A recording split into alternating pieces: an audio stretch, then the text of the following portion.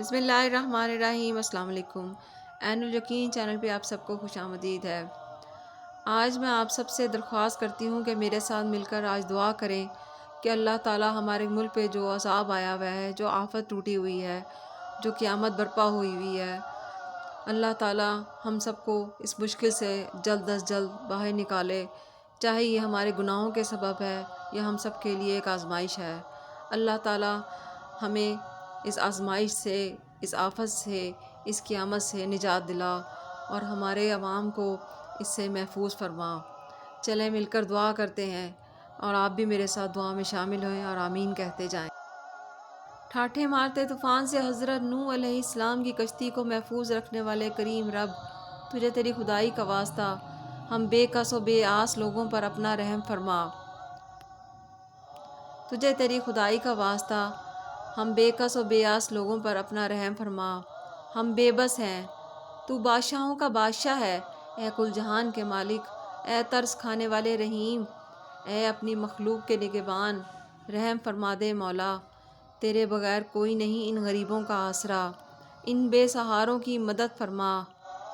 میرے مولا، جانتی ہوں یہ سب ہماری خطاؤں کا نتیجہ ہے، پر مالک تو کریم و رحیم ہے، تو غفور و رحیم ہے نا۔ ہم مصیبت میں صرف تجھے پکارتے ہیں، تجھی سے مدد مانگتے ہیں۔ ایاک نعبد و ایاک نستعین۔ میرے پروردگار، ہماری خطائیں معاف فرما دے، ہماری خطائیں معاف فرما دے، ہماری خطائیں معاف فرما دے۔ میرے پاک پروردگار، ہم غریبوں پہ کرم فرما دے۔ یا اللہ، اب اس عذاب کو ٹال دے جس میں میری قوم غرق ہو رہی ہے۔ میرے مالک تو سننے والا ہے۔ میرے پروردگار، ہماری خطائیں معاف فرما دے، ہماری خطائیں معاف فرما دے، ہماری خطائیں معاف فرما دے۔ میرے پاک پروردگار، اب غریبوں پہ کرم فرما دے۔ یا اللہ، یا اللہ، یا غفور الرحیم، اب اس عذاب کو ہم سے ٹال دے جس میں میری قوم غرق ہو رہی ہے۔ میرے مالک تو سننے والا ہے۔ مالک تو سن لے نا پلیز، میری قوم کو اس عذاب سے نجات دے دے۔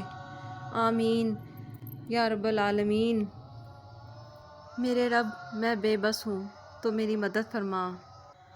میرے رب، میں بے بس ہوں تو میری مدد فرما۔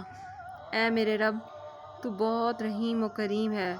یہ جو بارشوں اور سیلاب کا سلسلہ جاری ہے، محض اپنے فضل و کرم سے اسے روک دے اور متاثرین کی بھرپور مدد فرما۔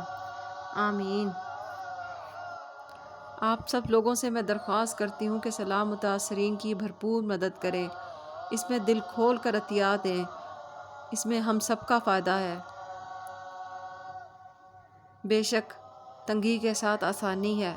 انشاءاللہ آج یہ مشکل وقت ہے، کل یہ ٹل جائے گا انشاءاللہ۔